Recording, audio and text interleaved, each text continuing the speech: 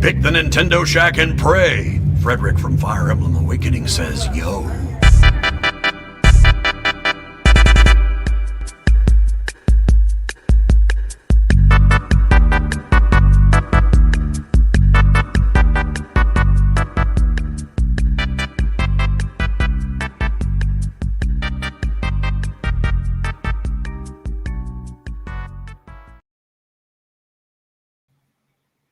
Greetings, Koopalings. Welcome to this week's episode of the Nintendo Shack podcast delay season. It is December, finally, somehow. We have got news about a game coming to Nintendo Switch Online. We have news about some delays to the Switch. We have some news about JRPG titles coming to the Switch. And most importantly, we have tons of listener questions to answer today. How are you doing, Garrett? How are you doing, Elaine? Well, I spilled my tea and I've been awake for the past 12 to 15 hours. I'm not sure. I'm doing fine. How about you guys? I mean, look, one of those days. I got about 4 hours of sleep last night too. So I'm feeling Nice. some kind of way. This is decaf because I think if I drink all the caffeine, I'll have to pee. And that just will go poorly. And your heart will explode, probably. I'm up there I decided to make a coffee as I'm finishing typing up the show notes. I'm like, I need this to get through. I ended up I planned to have it take me through the show, but there was no coffee in front of me because I chugged all of that. So it is gone. Wow. Big mood. Anything can happen during this show. Yeah, I've still got the leftovers. Like I exercised right before this and I have the leftovers of my exercise beverage. So I could maybe be able to see sounds. Yeah, that's fine. It'll be fine. See sounds. So we are sleep deprived. We are caffeinated, spilling tea, chugging coffee. Yeah, buddy. Yes. So this is going to be a really good show. Yes. These are always the best shows when everybody's slightly on the edge of delirious and everything is absolutely not fine. Yeah, this is going to be good. Absolutely. Before we get into what we've been playing in this week's news, Garrett, why don't you thank our live on air producers the way we do each and every week? Yes, thank you. Evan Callow, Chris M, Devin Tyus, Horse Girl 69. Nice. Joe Wilson, Josh Barboni, Kyle Heyman, Nick Creature, Paul Calico, RJ Kern, Stephen Keller, Zach Adams, Trucker Sloth, and Michael Taylor. Thank you, guys. Thank you so much. Big Super love. Appreciated.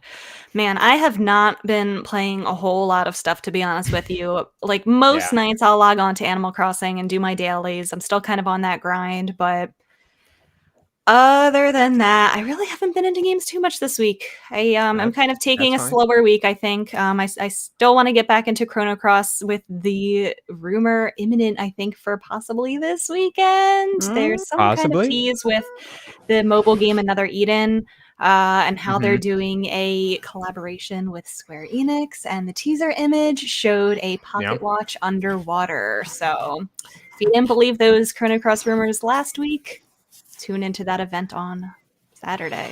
But I do want to jump back into that game next week. I probably will over the next couple of days, but I really haven't been playing much. Just been busy with work and life and things. So I don't know. What have you been up to, Elaine? I rearranged my entire basement. I don't remember if I had done that before this show last week or not. But the basement, I did. Okay, did cool. You rearrange it the second time? I got a new desk. So now I've upped desk, the ante a second time. So now we've got the better angles and the more space, and it's very spacious. Plenty of room for Is it L? Is it an L desk? Right? It is. It was a quarter desk that was crappy from IKEA. Now I have a full L, and it's got sick lighting under the monitors. It's real dumb. Excellent. Very excited. You guys would be proud, though. I am nearing the end of Metroid Dread. I'm like in the last chunk. Less than 25%. I have a few upgrades left to pick up. I checked the walkthrough for the titles real quick just to see where I was at. And then I probably have a couple more bosses to fight. I'm fighting a very annoying beetle thing at the moment. I know which one you're talking about. Yep. A lot of jumping back and forth. Electric Boogaloo. I hate it so much. I'm so mad at it. There was cursing the other night. There was language. Well, I don't want to discourage you, but be prepared to do a lot more cursing before you. I'm ready. The credits. Yeah, I'm Just ready. Set your mind to it. It's gonna get done. I'm gonna finish it. That's gonna happen. So that was one thing about that game. I feel like every time I thought like, oh yeah, I'm right near the final boss, there was more and more and more, and I'm like, oh my god, there's another item. Oh my god, there's another item. Yeah. My it's funny because I've been more efficient than I think I realized in this game because I was looking at my save file time and I'm under 5 hours. and I'm at the electric beetle. That's so pretty I've been hauling it, and I didn't really realize that I've been going so quick. Now, granted, that doesn't keep in. I don't think that takes into account when you die. Yeah, it doesn't. Just over. the last boss attempt. And over. And over. Yeah. There have been some I've had some moments. A lot of deaths. Yeah, I think my final time said 9 hours and something, or close to 10 hours, but my Switch time says over 20 hours. That sounds about right. It's probably double. So if you have 5, you're probably at 10, unless you're a lot better than me. I've only really gotten hung up on some of the bosses. There was one that really for some reason, and it wasn't that difficult. It just could not. The one where you're underwater and draining the water. Oh, I love that boss. That's my favorite. I ended up liking it once I got the cadence of that fight down. Yeah. There are a few phases. There was some weird timing on that one, but I'm really enjoying this game. I'm super happy. It might be my favorite game this year. It's definitely up there. So it's good. It's so good. Pretty good. So yay. I've been having a really good time with that. And Pokemon is being played behind me right now by someone else. And I started Pokemon, and I'm being taunted by small children who have already finished Pokemon. Good for them. My life is pain. So this child finished Pokemon. 12-year-olds can finish Pokemon in 3 days. Are they min-maxing their Pokemon? Are they doing all the things? I think he probably is. And he's already shiny hunting. He's not shiny hunting, but he's capturing the last of the legendaries or something, I think. Look, this kid is clearly better at Pokemon than me, and I'm feeling some kind of way about it. So, How old is he? 12. Oh, no. 12 years old, Garret. They have so much free time. What do you do all day? Right? You're 12. Prime Pokemon time. For God's sake, I'm just going to... They don't know. They're just so innocent, and they just have so much time. That child is so nice, though, that he was down here hanging out with me while I worked the other day, and he played Fortnite on my account to level up my battle pass. These kids are all right. All the kids who live in my house right now are great. All 4 of them, they're great. So that's been happening. That's about it. What about you, Garret? Cool. I've been playing Shin Megami Tensei 5 whenever I can, and dying a lot too. That sounds right. Yep. This game is brutal. It's just every time I play sometimes before I go to work in the morning, and I'm like, why am I doing this to myself? Why am I punishing myself before I even go to work? You're starting yourself on a stressful note every day. Yeah, exactly. You're waking up to pain. Why would you do this? Have coffee. Enjoy your life. Hey, no pain, no gain. I enjoy 1 cup of coffee while I do this. So. Hey, if you start your day with the most frustrating, stressful thing, it can only be downhill from there. He is also writing a thesis. I feel like there's competition for the worst right now. It's kind of equal right now. Yeah. It's kind of on the same level. But no, it's been good. I'm about 14 hours into the game. Playing on normal. It's been totally fine with me. Of course, I died a couple times, but that's just because I'm stupid and I go to a random area and then they just one-hit my main character. And I'm like, I know exactly what went wrong here. So anyways, sometimes these monsters, they're like thugs. They encounter you in a turn-based battle, right? And then out of nowhere, they're like, oh, we're going to attack you, or we can take all your money or take all of your MP. And it's your money is very important in this game. You have to get, healing items and heal your party and whatever. And so when I encounter these, I'm like, no, of course I'm not going to give you money. It's like, okay, I'm going to destroy you in this battle. Then. And it just goes through that turn base. And I'm just like, oh my goodness. I love it. So yeah, I love it. Pick the lesser of 2 evils. Yeah. I'm so glad you're having pretty fun. Much. Yeah, but guys, I really am having fun. I know I complain a lot. I really it doesn't am having sound fun. like it, but trust me. It doesn't. Trust me. It's okay. I don't know if you guys want to dive into this too much, but I want to mention about the Fantasy Critic League stuff that we're doing at PSVG. Oh yeah, let's talk about it. Sure. So I don't have the current standings brought up. For anyone that doesn't know what Fantasy Critic League is, it's basically like Fantasy Football League, but for video games. And so every year, what we do is we gather a group of us at PSVG and we draft certain games throughout the year that's going to be released. So for the year 2021, in the beginning, about half our games were picked. And then throughout the year, we bid on new games as they come along in the year. And basically how you get points is on the open critic score. And so if it's above a 70, you get positive points. Below 70, you get negative points. And then you have to counterpick one game. So one game you think is going to do bad. And it will be like an opposite scoring for you. We're doing we had a pretty fun round this year. I think it was really so tense. intense. I had so much fun with it. So Rebecca was up there for a good while for most of the year. I would have been in the running to win. Honestly, you can vouch for this, Garrett. Had I not made a horrible mistake at the very end. So I was doing really great. I had great stuff on my league. Like I had Super Mario 3D World, which scored an 89. I got 19 points for that. I had Persona 5 Strikers. I had Tales of Arise. I had Alan Wake Remastered, which got me 10 points. Like I had some really good games on my list this year. And I had a couple slots left that I hadn't finished. Like you get so many games that you can pick. What do we have, like 10 or 11 or something like that? And I'm like, I need to get a couple more games on my list. And it's like September, October. I'm like, I gotta fill this. My options were limited. And so I ended up taking Grand Theft Auto, the trilogy, edition. Because I said all three of these games were fantastic masterpieces when they released. Right. How bad can a remaster be? Like, maybe it will score 75 at worst. Maybe I will get like only 5 points. It's better than 0 points. I got negative 13 points on that one. Open critic score of 53. It was, it was, and there was just a patch release this week, I think, or is about to come out with 117 bug fixes. Sorry, Bex. Can't if they had done that before it released. Right, which they should have. And I said this on PSVG. I went on a mini rant about how they just hold it for a month. I'm so sorry. You got killed. Yeah. But anyway, Garret is probably going to win. He is in first place right now. Two-time champion now. Just letting you know. You had games like Ratchet and Clank Rift Apart. You had Monster Hunter Rise. You had Shin Megami Tensei. You had, oh my god, so many. Your worst game was Mario Golf Super Rush, which scored 1 point. Yes.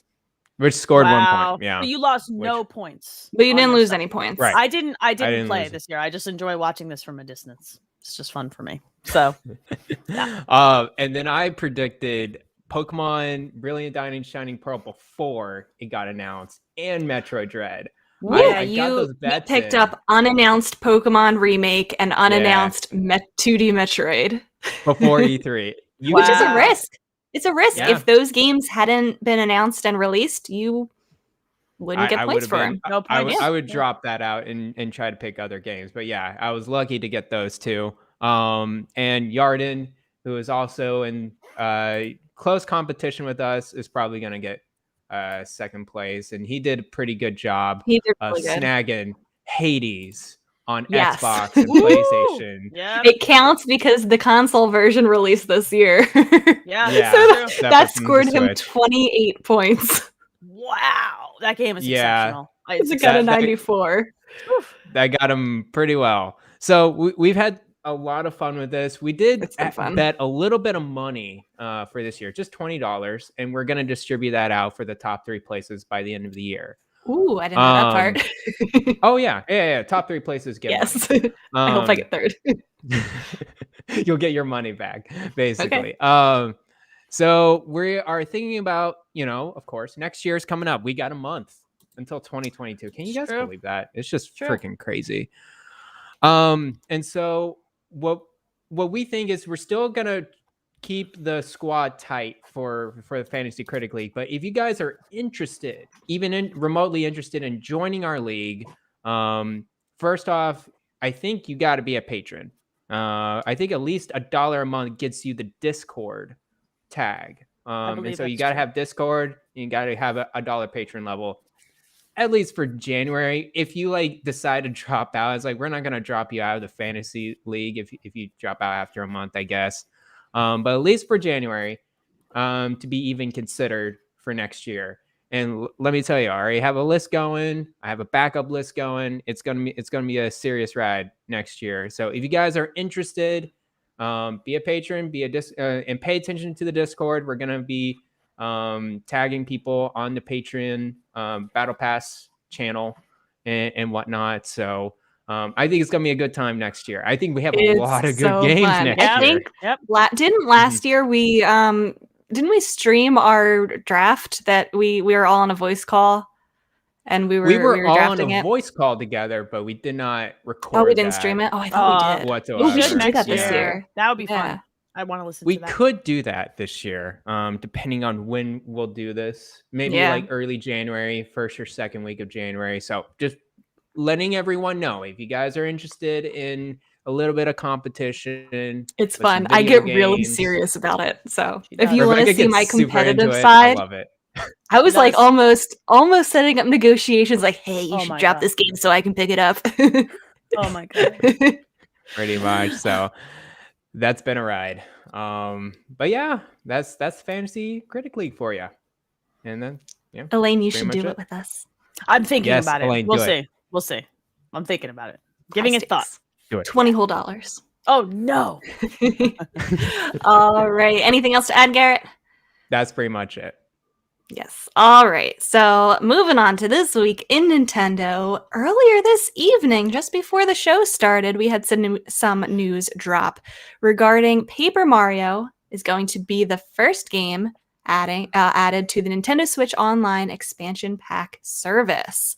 This was the first game in the Paper Mario series, originally released back in 2000. It'll be added to the service on December 10th if you have that expansion pack.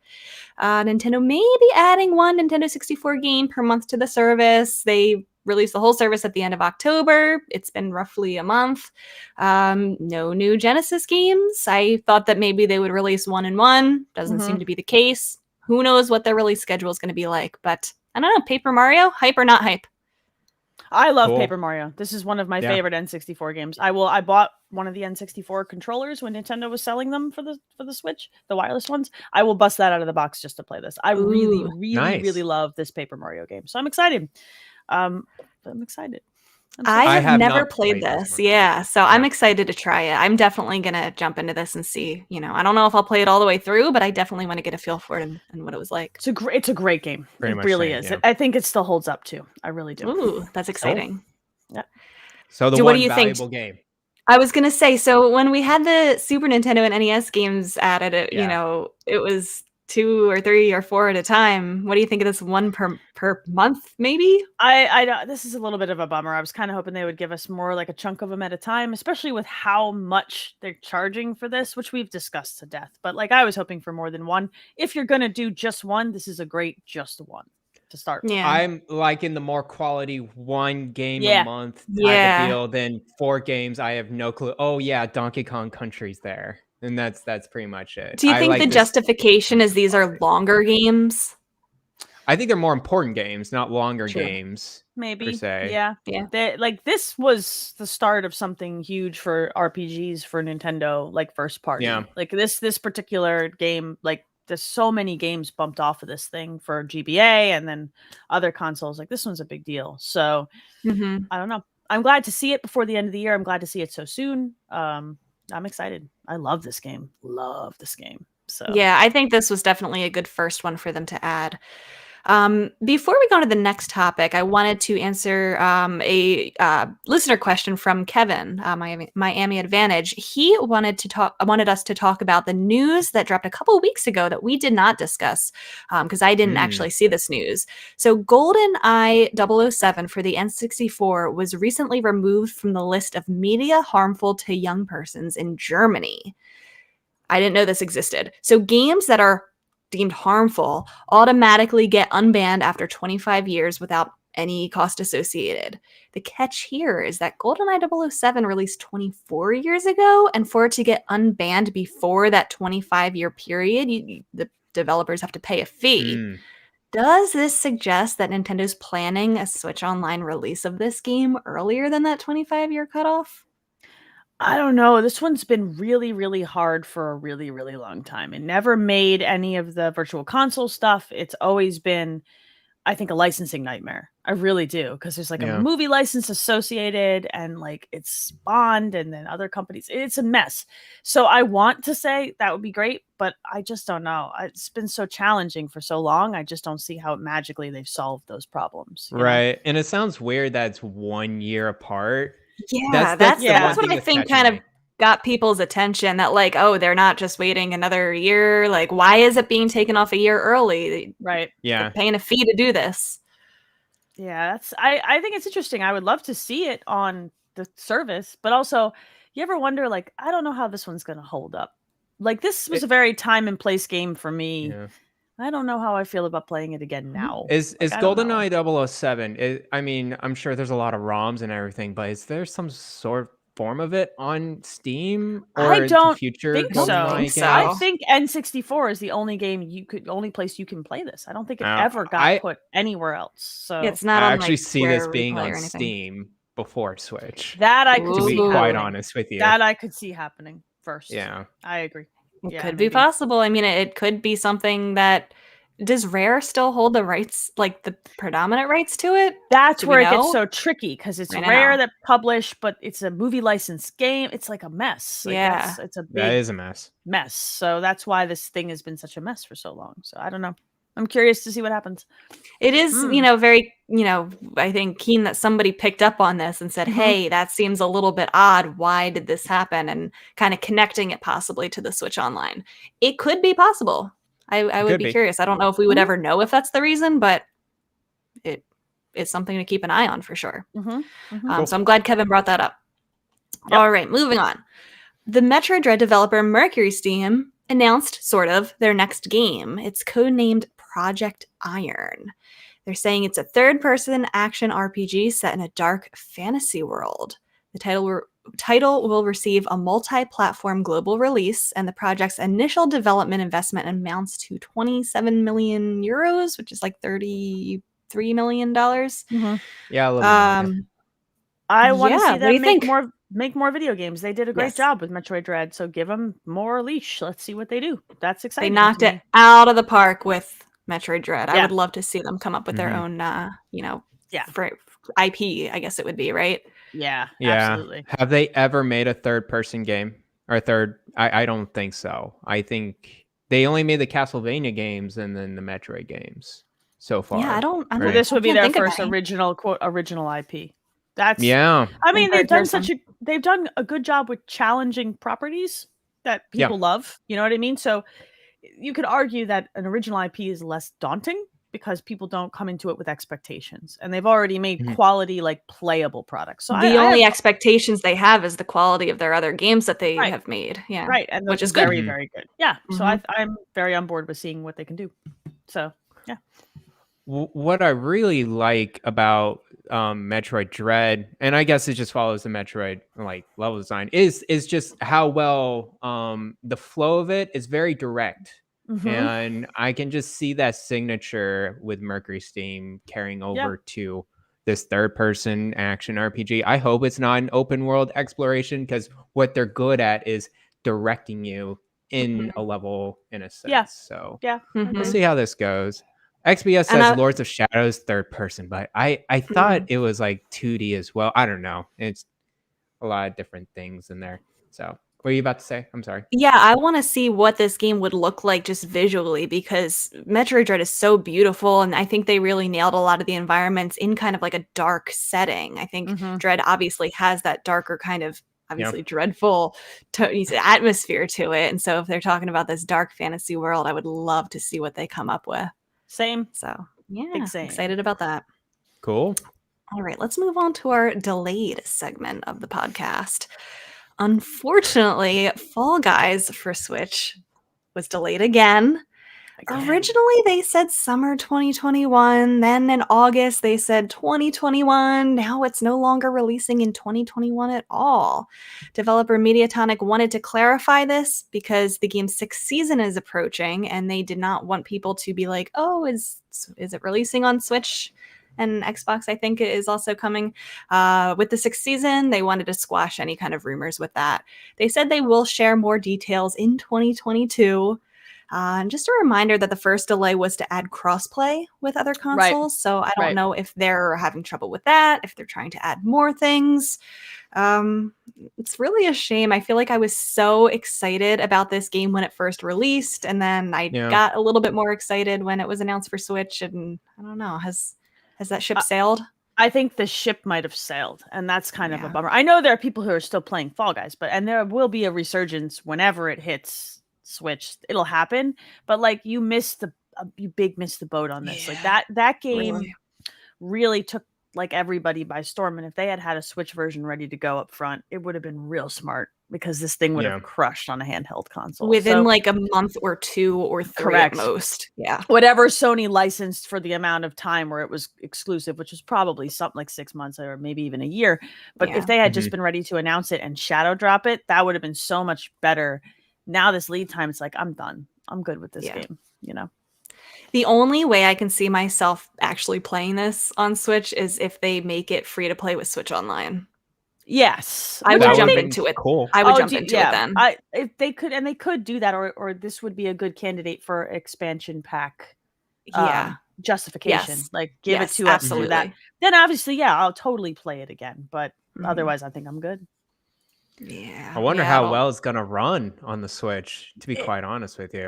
Maybe that's what they're having trouble with. That's what I wonder. That's what I'm guessing. And seeing how they're gonna scale it. Man, Fall Guys was such a big thing for like a month. It really was. It was huge. Dropped. And you know what made people try it was the fact that it was free for PlayStation Plus. It was no risk for people to try it and jump into it. And I feel like that is vital nowadays for that type of massive game where you have to have 99 people join it. Like, it would take forever to find a party if it were just, this small indie studio where hardly anyone's heard of it. So yeah, it's a shame, because I like that game. I do too. I want to play more of it, and it would be really fun if like everybody had access to it because it was Switch Online. You know what I mean? Then all my kids could play, and it would be great. So yeah. Also delayed, which is maybe more or less sad, I don't know. The GTA trilogy, the physical edition for the Switch, has also been delayed. It was supposed to release with the other consoles on December 7th. It's coming to the other consoles on December 17th, I want to say, but not the Switch. Okay. It's pushed back to early 2022. So all those issues and stuff, I guess maybe they're still fixing up. I don't know. The physical edition will come later. I feel like the 117 bug fixes, and they're throwing the Xbox Series X and the PS5 at it, and they still have problems. Like, the Switch version is probably not running great. It's probably not. Probably not at all. It's probably not running great. This might be because whatever they're doing to patch it is causing the file sizes to exceed whatever cartridge they had initially for it. Well, I think it already did say download required to begin with. So I don't know. It's going to be a bigger download. Have they decided to put it on the cart now? Do you know what I mean? Are they making that kind of change? They could, because now they're pushing it back far enough that they could get bigger carts. Okay. Do they put like 2 or 1 game on the cart, and then the rest of the games are downloadable? I think that's how like a lot of people do it. Yeah. Resident Evil did that with like the 4, 5, 6 collection that they released. I think 4 was on the cart, and then you would download 5 and 6 or something like that. Usually one of them is on the cart and the others you download. So they probably decided, hey, this one, or GTA 3 probably is on the cart. 3 is probably on the cart. Yeah. And so all the fixes that they're doing right now, it's like, well, we're going to have to push this into the cart too. We're just going to delay manufacturing, and then I wonder if there's an issue getting carts. There's a million things that this could be due to, right? But this should have never come out in the state it was out in anyway. They should have just waited till they were ready to drop it, and it was not a quality control nightmare. But I will literally never forgive Rockstar for ruining my fantasy critic team. I will literally never forgive them, ever. Big salty about that. I'm very salty. All right. As you should. Instead of talking about games getting delayed, Garrett, why don't you tell us about some JRPGs that are coming? Yeah, so we got some older JRPG titles coming to the Switch. First up is 13 Sentinels Aegis Rim from Sega Atlas, announced for the Switch, and it's coming in April 2022. It is a vanillaware game. I love those guys. I love their games. They normally come out on Vita and PS4. This game was actually originally developed for Vita. They scrapped it, and they only released it on PS4 last year. I played it for like an hour or so. Very nice storytelling game with some turn-based action, some time traveling in there. Heard it's a very, very good time. So Switch players, if you're looking for turn-based RPG that has really great story, this one you need to pay attention to for sure. Yep. And then the second one is the Dot Hack GU games Last Recode from Bandai Namco, announced for the Switch coming March 2022. This originally came out on PC and PS4 in 2017. And what this game is, they're actually a culmination of 3 JRPGs back in the PS2 days. They're just typical action JRPGs. And then they have this 4th exclusive game on this Recode. So there you go. More JRPGs coming to the Switch. Very exciting to see.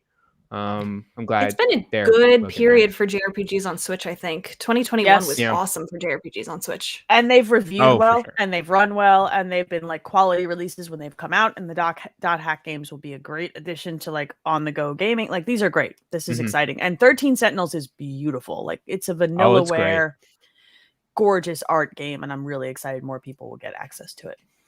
Yeah, so keep on the lookout for those guys. And there's so many JRPGs coming out next year. It's ridiculous. Yes. Like if you thought this year was good, next year it's like, oh my gosh. Like, it's crazy. It's great. It's very exciting. I'm having a buffet. And they're so long. How do you find time to beat all of these games? We don't. We don't. Yeah, that's the secret. We don't. We play them for like a few hours and we go, this is beautiful. And if it doesn't hook you right away, you're like, I gotta stop and play something else. Oh man. So I have a list for game of the year. I have one list of my personal games of the year. And then my second list is games that I totally dropped out, but I totally need to go back to. Yes, I have one of those. A good list. I have one of those too. And there's a lot of RPGs in there. Garrett, why don't you take this next story too? So you wrote this, right? I wanted to pitch this out. This is not an article or anything. I just kind of like gathering my thoughts around this because I think it's interesting coming from Nintendo Shack standpoint. So I said there is this Switch handheld like renaissance going on now. It's starting.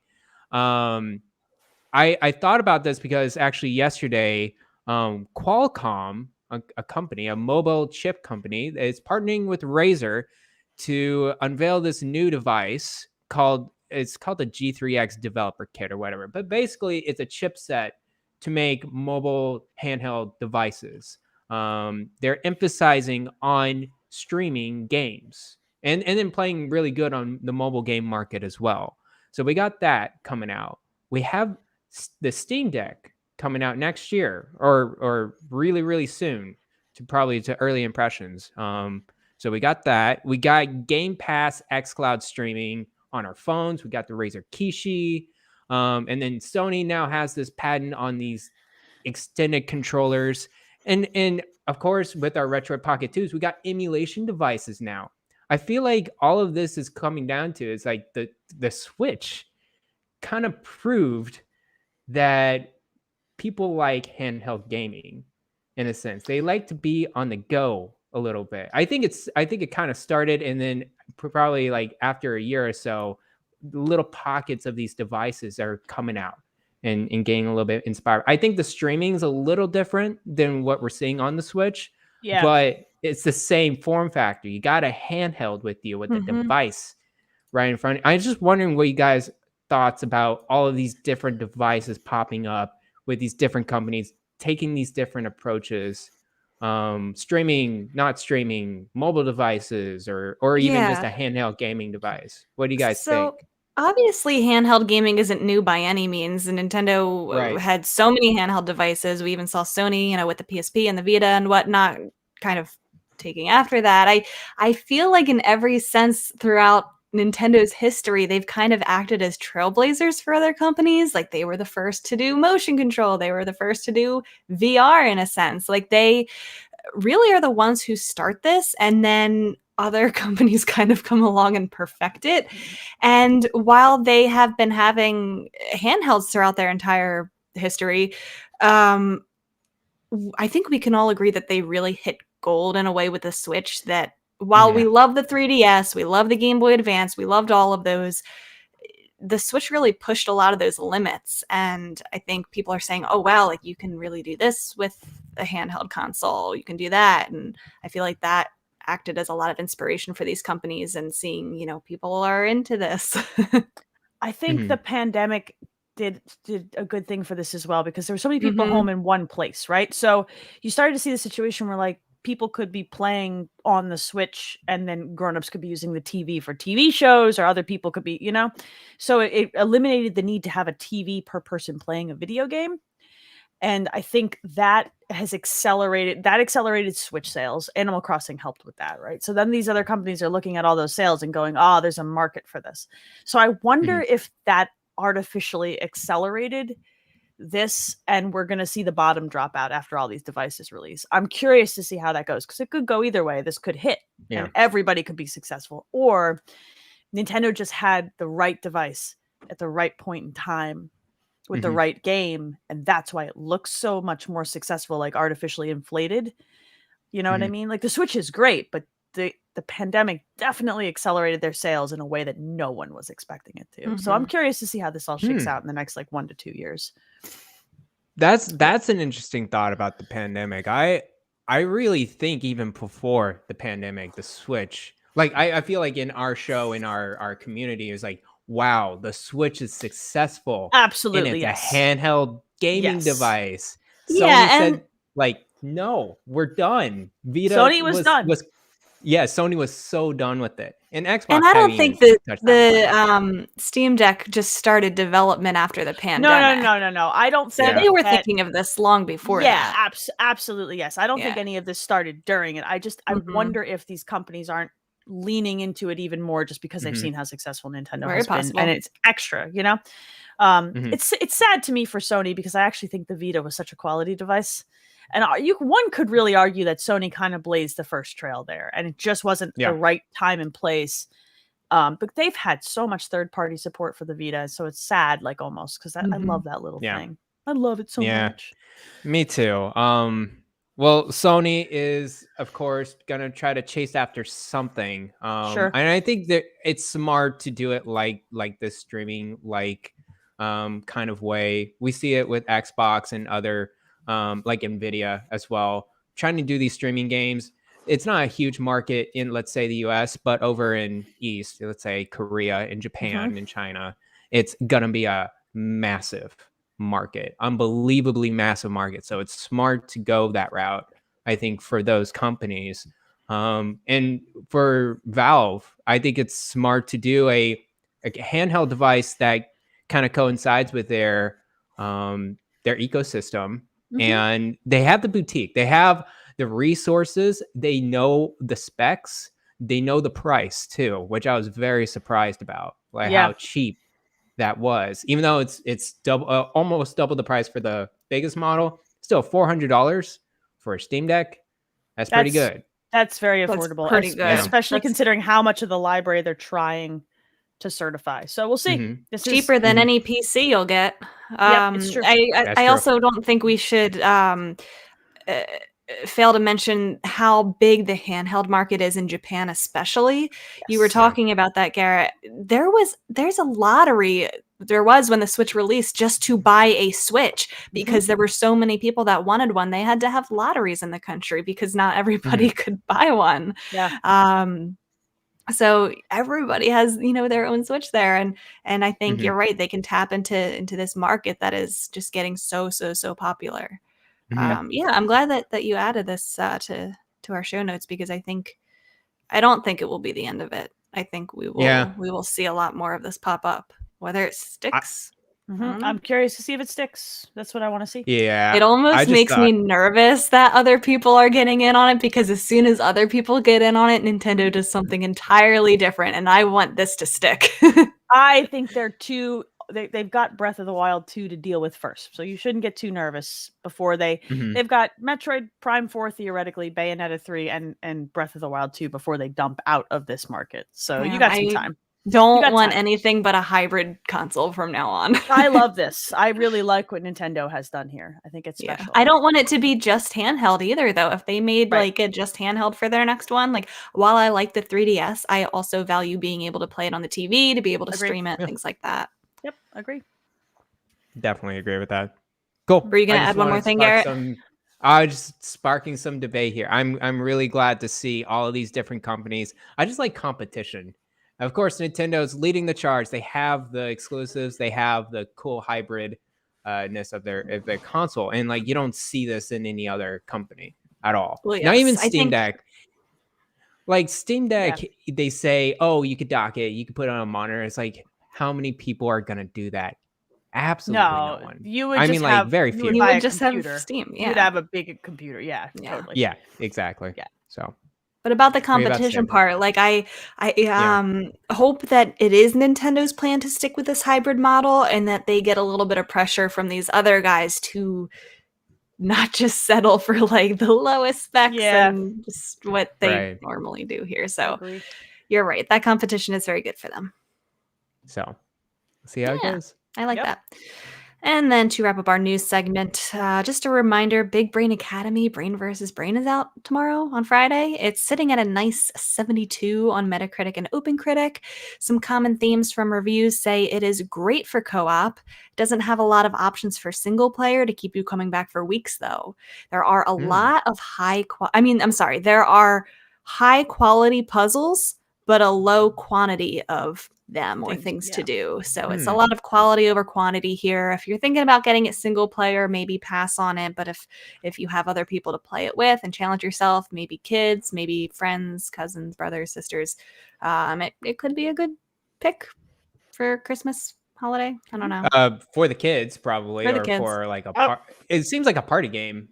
Kind of. I want to pick it up to see. I definitely. I mean, it's on my list of things to do. I don't know if I'll get around to it this week, but I do want to check it out with the kids. I think for someone like you, Elaine, this is a perfect game. Yeah. There's so many people in my house half the week. It's like, let's check it out. This would not be a good game for me. I have nobody who would play this with me.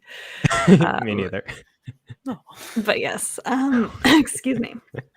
All right. So before we get into this week's questions, I'm losing my voice here. I'm sorry. Yeah, drink some water. Do what you need to do. Yep. I'm also just not able to talk today. I don't know. Let's go. Yes, keep caffeinating. We didn't think we had a whole lot of news before the Paper Mario news dropped, so I called out to the community for all your best questions, and you always come through, but oh my gosh, this week you really came through. We have 15 questions here. If we don't get through all of them, we will save some for next week. I know all three of us are like brain fried tonight. We'll keep going until we're kind of at a point. Maybe we'll get through all of them. I don't know, but if we don't get to your question, we will save it for next week. But we are going to start with the questions that were submitted on Discord and then go to the ones that were submitted on Twitter. But really good questions this week, guys. So before we get into any of them, I just wanted to congratulate you and thank you for all of the amazing questions. Kill it all the time. Yes. All right. Starting us off, Brolin writes in and says, what do you think Nintendo will title the Breath of the Wild sequel? Will it be a completely different title or simply titled Breath of the Wild Part 2? Give us your best guesses. And we might find out at the Game Awards next week. I feel like they just sequel this. It was so big and it was so major. I feel like they just go with it too. That's my guess. I could be completely wrong, but like this was such a huge thing. I feel like they're gonna ride right off that energy. They're gonna. It does have that brand recognition. It does. I think they're gonna go with 2. That's my guess. That sounds good. I think it'll have breath in it, but it's gonna be a like different ending phrase than Breath of the Wild. They're gonna try to connect it somehow. I'm gonna go the opposite route of you and say it's gonna be something of the wild. That's probably better. All right, we've covered everything. Demon now. of the Wild. It's gonna be like Ruins of the Wild, or I don't know. Actually, that sounds horrible. It's gonna be none of these things now, and it's just gonna be. So I don't know. I think when they announced Breath of the Wild's name, I actually saw it leaked on Reddit like 15 minutes before the presentation, that E3 presentation where they revealed it. And I said, oh my God, that is the fakest leak ever. That does not sound like something they would title it. I'm like, this person is so dumb trying to come up. Like, why would they come up with something so ridiculous sounding? And then when it was revealed to be Breath of the Wild, I was like, oh, that was a correct leak. Nintendo is not great at the naming of things, so I guess we'll see. Yeah, I guess we'll see. They're not great. I don't know. They're not great.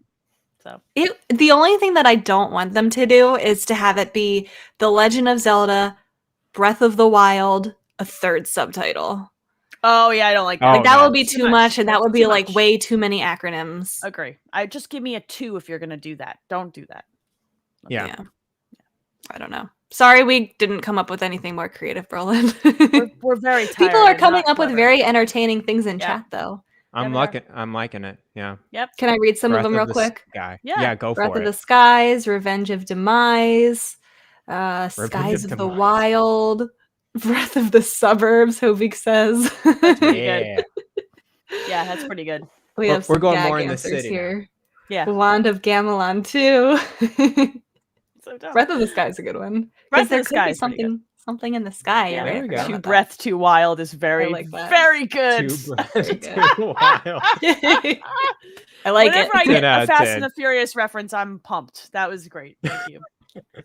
Thank you for that. All right. Brendan wants to know, what are some of your top choices of Nintendo gifts to give to a gamer? Holiday season is coming. What do you get the Nintendo fan in your life? I like getting like hats or like, wintry, like a winter beanie, or even just like the codes for the Nintendo Online. I like to do that stuff like that. That's good safe gift. Mm-hmm. Yeah, I'm boring. So, is it just a general Nintendo gift, like Nintendo related gift of any kind? That's the way I read it. I don't know. I would say take their favorite franchise and just get them any kind of merchandise. If they love Zelda, get them a t-shirt, get them a mug, get them socks. If they like Metroid, go whatever. Go on Etsy. Okay. Ooh. And search for like the favorite franchise, because I have enamel pins that people have made. I have like these etched pint glasses that have like the Samus Metroid logo on it that I've picked up. I think Bex, you and I were together when I grabbed one of those. Like, Etsy is great for this stuff. Super fun. Yes. Yeah. Yeah. eShop or if you know cards. a game that they've been thinking about getting, get them the game, get them an eShop card. They will always spend it. Yep. I'll be happy with it. Mm-hmm. Your TPR says you're stuck in a room with Mario, Link, and Samus. You can only save 2. One must meet their maker. Mario Maker, pun intended. Who are you letting go, and why? Mario. Yeah, Mario's got to go. It's absolutely Mario. Yeah, Mario's getting killed here. Sorry, Mario. Well, Luigi can replace him. It's like that's simple. True. Arguably the better brother. Sorry, sorry. You got Samus and Link, irreplaceable. Mario, super you got Wario, you got Luigi, like you got Toad. Yep. You can jump around in there in those levels. If you're stuck in a room with them, though, Link and Samus aren't really going to say much. They're going to be pretty silent. But that's fine. They have cool. I can look at their beautiful faces. They've got armor to look at. They are objectively more beautiful than Mario. That's a valid point. Look, Mario's got a sick mustache, but not everybody's into that. Okay? Not everybody's into that. I don't want that Chris Pratt Italian American. I can't unsee it. No, let's. All right, we're done. This is where this discussion. It's ends. me, Mario. No, he said he's not going to do the traditional accent for Mario, so I am very concerned. Yeah. I have worries. That's why I said Mario, because Mario, that's the Italian American. Oh God, I don't like that. I don't like that. I don't like it at all. No. Okay, this question from Hobik feels a little personal. I'm going to read it. It's kind of long. Okay, go for it. It's that time of year where everyone is gaming merrily in the new old-fashioned way. I sat down on one of these crisp winter evenings recently to fill out a survey posted by one of my favorite Twitch streamers about their streaming content and community. That streamer is me. I knew it. One of the survey questions was about retro gaming and explicitly defined retro as any game released in 2005 or before. My brain broke when I thought about Mario Strikers being defined as retro. Upon recovery, I got to thinking about something that I've never really pondered before. What makes a game retro? Is this defined by a certain number of years passing since a game's release? Is there a certain style or feel a game has to be retro?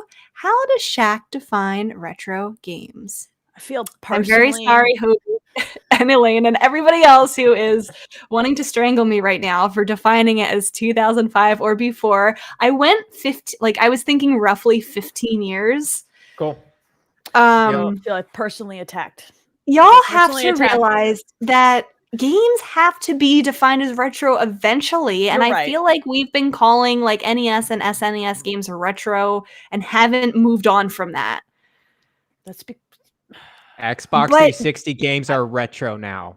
N64 and even GameCube games are as old as NES and SNES games were when we started calling those retro. In my brain, it's 20 years. True. That's what it is in my brain. Like that's 20 the sliding. Years is good. 20 years is where my brain lives, because that's the point at which you would no longer. Here's my definition. My definition is, and GameStop's kind of screwed me on this, but you would not be able to walk into a GameStop and just buy games from that generation easily. That's my general definition of where it becomes retro. And I feel like 2 console generations removed from where we are now is kind of where you land on that. Yeah, I did. After Hobie submitted this question, I did Google it to defend myself, hoping that I would find an answer consistent to what I said. Unfortunately, I did not. Wikipedia says that the nostalgia cycle for retro typically is for the 2 decades that are 20 to 30 years before the current one. Right. So yeah, 20 more than my 15 years. Yeah, 20 to 30 years. But I think I definitely do align with what you said, Elaine. So 2 before. So not the Wii U, not the Wii, but the GameCube. Yeah, the GameCube at this point is definitely like what I would say is retro. 20 years in my head is like where my brain stops the ride. That sounds about right. Right. Yeah. So Halo 1 is a retro game. Absolutely is. I played it when I was 19 and had all 4 of my wisdom teeth out. It's retro. I'm old. I all know where I was 6. Yeah. I still want to say 7. 15, but I think most people would agree with 20. Yeah. Yep. Elaine, you should have seen my hands with the Duke controller. It was the Duke. I own in boxes actually sitting close to me. The Xbox One redos of the Duke. I bought them because reasons. My good. I love the Duke. Love the Duke. The white light. I remember it was like, hey, press the white light button, and I literally had to move my hand. The white and black buttons. Oh, that controller was so good. I have really long fingers for my size, so the Duke feels really comfortable from me, just because of the way that I'm hands are. Yeah, big fingers. Whew, that was a controller. I love the Duke. Anyways, that's a retro controller. It is, and I still love it. God, I'm old. God, soon we're going to be calling the Wii and Wii U retro. Someday the Switch is going to be retro. It's hard to buy Wii games. I went to a local game store, and they actually go all the way back to SNES games, but the Wii games, I mean, they have a good library, but not much. And then there's some that are pretty expensive. A lot of garbage on the Wii. I read a thing today. Or yesterday or sometime recently, and I wish I remember who tweeted this because I feel like it was somebody that we know. They said that teenagers now are the first generation here that don't remember a gaming time that didn't have motion controls. I don't like this conversation. When they were born, 2005, 2006, motion controls existed. And they don't remember, they didn't exist in a time when you had to plug in and not have motion. There's a conversation to be had, which I'm now the touch stuff, tablets that have touch screens. My kids don't, they interact with almost everything with the screen by trying to touch. Because that's they get confused if it's not a touch screen. Yeah, so it's kind of wild, that kind of stuff, those kinds of conversations. The DS, everything forward has had touch, phones, tablets. So yeah, there's that too. And it's just that's very crazy.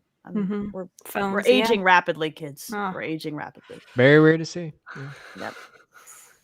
Retro. Oh man. Halo 1. The viewer in chat says, Pants McPants says, I'm sure there were some 2-year-olds who have fond memories of Wii Bowling. Wii Bowling is going to be a nostalgic retro game for somebody someday. It probably already is for some people. Absolutely. So bizarre. So I was old. listening to a recent Giant Bomb cast episode. I remember one of the guys, his son, he's like probably, I forgot how old the son was, but like he was born after the Wii. And like he was just introduced to the Wii in Thanksgiving. It's like, I never knew about this remote control and Wii Sports and having so much fun with that. We don't have something like that with Switch, and I wish we did, like some sort of like built-in sports game or of some kind with motion control. Like the Wii Sports was super fun. I played so much. Me too. Of that Me game. Too. It was it was a sensation. Yeah. Yeah. G-Man brings up a good point. WarioWare Twisted and Kirby Tilt and Tumble were examples of motion controls before the Wii came about. Yep. I think it was one of the earliest instances of motion control for any company. I think you're right. But there wasn't like prevalent. You got one or two. It was literally 2 games. It wasn't in everything like it kind of has become, and then it was pulled back. Yep. So Yep. Yes, so I'm very sorry, Hobie. I like it though. I like that question. Frandroid BVM wants to know, who is the most difficult boss you have ever faced in a video game? I have 2 answers to this question. I broke a controller because of one of them. Oh, wow. Let's hear it. So this was back when I owned a PlayStation 2. I lived in my first apartment and I was playing Devil May Cry 3, the original release, not the special edition that had the difficulty adjusted. And I had played through the game multiple times and I was playing it on the hardest difficulty. And the final boss, fighting Virgil, I got really close to beating him. He wiped me out. I stood up and spiked my controller right into the ground and walked out of the room. Just I said nothing. I didn't curse. I didn't scream. I walked out. Sat down in the other room for a couple minutes. I came walking back in. I picked up the controller to do it again, and it was like rattling on the inside. Like I unplugged it. I put it in a box. I plugged in my backup controller, and I beat that guy eventually. That's up there. The other one is Nyx, the final boss in Persona 3. That was brutal. Oh yeah, the original FES release of Persona 3, not the Persona 3 Portable, where you could direct control the party. In the FES release, you couldn't. You could give them like your attack, your heal, but you couldn't. And so like Mitsuru kept trying to charm the boss. It was bad. It was a bad scene, and I got frustrated. So those are my 2. I got frustrated. Yeah, I wish I thought of this question a bit more. The one game that popped up that I've really struggled with, and I wish I didn't struggle as much, but it was actually Fire Emblem 3 Houses, and I put it on classic and hard mode, so that's why I kind of put it was a little bit more challenging. But I remember the final boss for those levels, oh my goodness, on if you don't want any of your characters to die, it's so stressful. And I'm like, I don't want to play a Fire Emblem game like this, I think, again. And probably the next go around, I'll like knock it down a level or 2, and put on casual mode, because when I think of back at that game, I really liked it. I really liked the story and everything, and the bosses in there. But man, I just did not have as much good of a time in that game the way I played it. I know I wanted to challenge myself, but it just wasn't fun. Yeah, I just don't have the patience for that stuff anymore. Yeah. Yeah, me neither. Wargroove is a similar thing. And Wargroove is a tile-based, turn-based tactics game. It's really fun. It's just, it gets to the point where it's just so tedious. And it just goes on and on and on and on. And those bosses aren't hard as well. So yeah, I just think of games that are tedious to me. They're just like, these are hard, not satisfying, not gratifying in any sense, but just tedious. Makes sense. So anybody who watches my streams can probably think of the example that I thought of for this. I don't know if it's the hardest boss that I have ever played, but it is the one that comes to mind for me. because I have not been able to continue in this game because I still have not beat this boss. I was playing Illusion of Gaia, and there's a boss like halfway through the game. It's not even a hard boss, but for some reason I cannot do it. It's, if anyone has played it, it's the boss with the 2 vampires, and the room is kind of set up like a Bomberman style room where like you can only move in like an up and down grid. So your movement is limited to start with, and there's 2 vampires, and they move around this room shooting things at you, and you have to be able to dodge their attacks and whatnot. And they have a whole bunch of different attacks, and they're hard to avoid, and it's hard to get close enough to them, especially because there's 2 of them. Not to mention, the whole boss battle is timed. So you're under a time limit because your friend who they have captured has like a ticking time bomb on him. And if you don't beat them fast enough, he dies and then you lose. So I tried it so hard. I like had to go back and try to upgrade all of my stuff to come back and try again, and I still wasn't able to do it. It's like not even a hard boss. There's just something about that particular one that I just haven't been able to beat. As soon as I go back to Illusion of Gaia, I'm having a friend beat that part of the game for me and then send me his save file just for the sake of progressing in it, because I don't think I could ever beat this. It is my own personal struggle that I don't think anybody else had a hard time with this boss but me. I feel that. I feel that though. Sometimes it's just like it doesn't work for your brain. You know what I mean? It's like, some people aren't wired to do math. Some people are not wired to do certain boss fights. I totally understand. Totally get it. But I don't know. Last year I played a lot of Super Nintendo games, and there were a lot of hard bosses just in general from that console. So I overcame all of them except for that one. Let's see here, and cut me off when you guys want to stop, because we're like a third of the way through the questions. West 3DP says, have you watched the cutscenes from Age of Calamity's DLC? I know none of us have played that. I don't really. He's tells us what happens. You get to see something with Link and Zelda. I'm not going to spoil what that is for the people who haven't played it yet. I have not watched the cutscenes, but honestly, I'm never going to go back and play that DLC, so I might go watch the cutscenes. I might do exactly that, because I even asked my kids, because my kids both played the game to completion, and I was like, do you want the DLC? And both of my kids are like, nah, we're good. So I might just watch the cutscenes with them. I might do that. I think I'm going to do the same just to get that little bit of lore. Gabs says, when playing Switch in handheld mode, what's the ideal setup? Crawled in bed, sofa blankets on, kitchen, the swing? I've never played on I played on a hammock. I played in a hammock. Nice. I like laying in bed with a bunch of pillows behind me, blankets on my legs, and playing Tetris 99. That's how I handheld on my Switch. So nice. I'm in either 2 places, either in bed before I actually go to sleep, I'll play it until I get too tired that I'm going to fall asleep, or I'll be down on my couch with the TV on watching something, or I do that letting somebody else watch something while I play something with headphones. Yep. Nice. With blankets, of course. Lots of blankets and coffee. All the blankets, yes.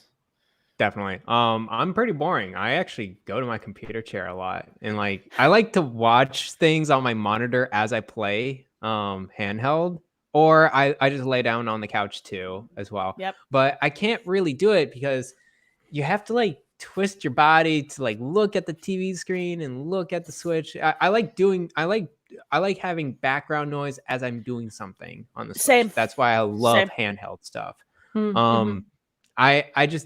I have to move a lot on my couch if I do that, but it's super easy for me. I'm on a computer chair, I'm watching a stream, and I'm just playing my little Switch right here. It's just like, I know people are like, why aren't you having a second monitor here? You can have a controller. It's like, no, it's not the same thing. I got to have it in my hands and just go back and forth. So that's how I play it. You also, I don't know if you take your Switch on the go with you, Garret, but I know that you play like on the bus and stuff, your Retroid Pocket, right? Do you ever take your Switch? I used to, but I don't with OLED.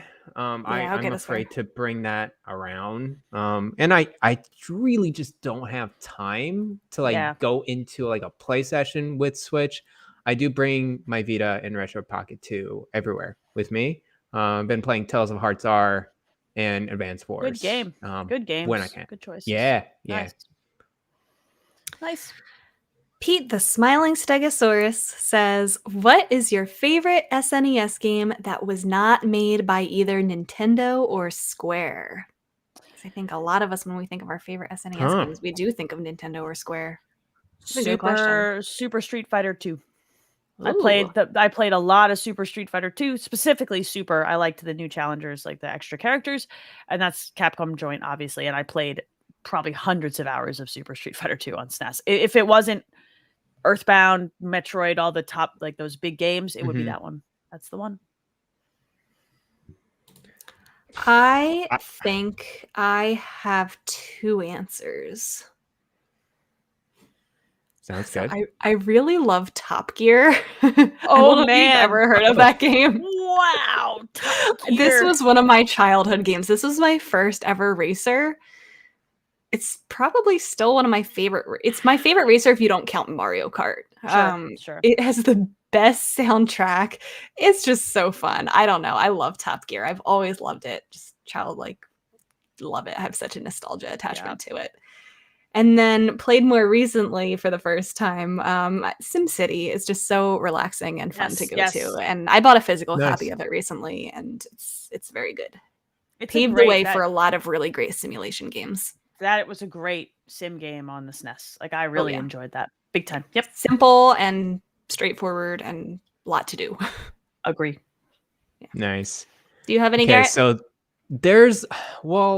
I really only had Nintendo games with my SNES. There was one game that was not Nintendo, not made by Square Enix.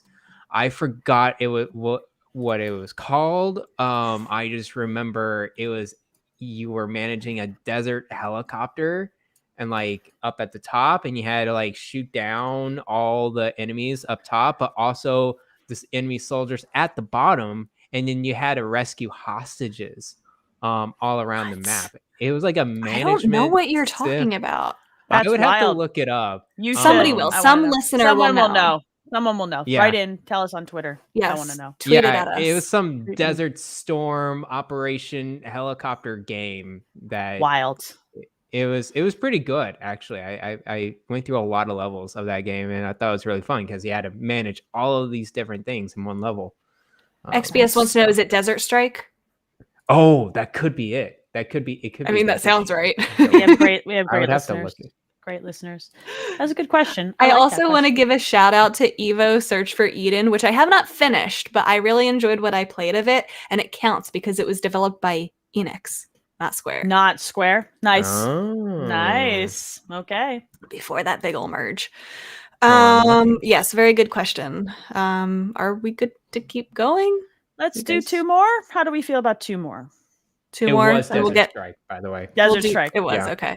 Then we'll have 10. Then we'll save the rest for next week. Yeah, that seems fair because it's going to be weird news for the next couple weeks because the end of the year. So yeah, two more. That's my vote. Andrew says, if you could work on a video game franchise, which one would it be, and what would you do? This is hard. I don't. None. Are we working like? Is this realistic? Where like we have a small part in the development, or is this like we can do whatever we want to make this game how we want it? I mean, this is our podcast. Let's be fantastical, right? Let's do whatever we want. I would like to. Boy, this is hard. Actually, I'm fixing Pokemon. Wow, Bex. Woo! Becca's coming in. Damn, girl. We're fixing all the problems it has. I would love to work on a Metroid game. I would love to sit down in rooms and map out like interlocking levels and how power-ups would get used later. And I think it would be so cool to sit down with like a table of graph paper and just map out a game. You know, like that would be so cool. That's what I would want to do. If I had unlimited funds, all the money, Star Fox. Oh yeah, could be totally like that franchise is like the games, like one or two of them were great. The rest were just dumpster That's fires. a good one to do. We need a very, very good Star Fox game, and I think there is one. And you're just gonna have to make it in VR and see how many people you can get to hurl. So. That's true. No, that's a good one. Yeah. I would just love like a Mass Effect type of Yes, game. that's what Star Fox awesome. needs. That would be really cool. Yeah. That RPG-ness in exploration. Oh, it would be so good. Okay, I've changed my answer because I don't think I could fix Pokemon. I want to get on the Zelda development team and make my Zelda Dungeon Maker game the exact way that I want it to be. I love that. With everything, all these ideas that I have in my head about Zelda Dungeon Maker, I want to make that game. That would be rad. That would be so cool. I want that badly. Yep. All right, and this is actually a very good question to end on. Zeldaniel wants to know our favorite winter levels in games. They say the Snow Kingdom from Super Mario Odyssey is definitely one of my favorites. I liked the snow levels in Mario 64 a lot. Me too. Yeah. I really liked the penguin race. Okay. It was cute. Classic. And I enjoyed it. Very cute. I'm trying to think if there were any other. I don't generally like winter levels or water levels. They both piss me off usually. But I really like winter levels actually. You do the slipping. Yeah. Me too. Slipping. That's true. It's the slipping, but there's some coziness. I like ice physics. Oh boy, you guys are masochists. Give me like some hot chocolate, and I would play a winter level. Mario Kart 64 has Good great answer. winter levels there. Man, Diamond and Pearl. I really enjoyed that winter level. The city there. Yeah, the city there and the gym. I remember that gym fondly, actually. There's a snow level in Katamari Damacy where you roll up a big snowball and stuff. I loved that level. That was very cozy and lovely, and I really liked it a lot. Nice. One of my favorite areas in Metroid Prime is Phendrana Drifts. The icy kind of wintry place there. Okay. That was fun. That was cool because of the just loneliness associated with said ice. Yeah, that was good. Any like snow or icy dungeon or area in a Zelda game I really love, like the ice caverns in Ocarina of Time I love, Snowhead in Majora's Mask I love. One of my favorite dungeons ever is the Snow Peak in Twilight Princess. That was I'll give you that one. That was a very good dungeon. That was a great game. Yeah, they do good. I also what's the one that the Snow Kingdom and Shiveria Town or Shiveria, whatever that one was called in Mario Odyssey, I really liked. With the little, what were those little guys called? The Shiverians, right? They were cute. Yeah. Yes. Yep. Yeah, I can probably think of more. I was just Googling some lists, but in general, I really do love snow and ice and winter levels. Very good. Very good. Good question to end on. All right. If we didn't get to your question, we will save it for next week. We had a lot of really good ones this week. So thank you guys for pulling through with that in our time of need. All right. So that is going to do it for this week's show. It is a little shorter, but you know, we've all had a day and a week. And oh God. I think so next week. This has been good. Next week during our show time is the Game Awards. So we will most likely record after like a day or two afterwards. Stay tuned. We'll let you know the exact time and date that we are going to record, but we won't be live during the show because we will be watching it. But we'll give a recap of that on that next episode, which like I said, will probably likely be Friday, but we'll let you know for sure. Friday. Yep. Friday. All right. Sounds good. Thank you guys for listening, and we will see you next week. Good night, Koopalings. Bye-bye.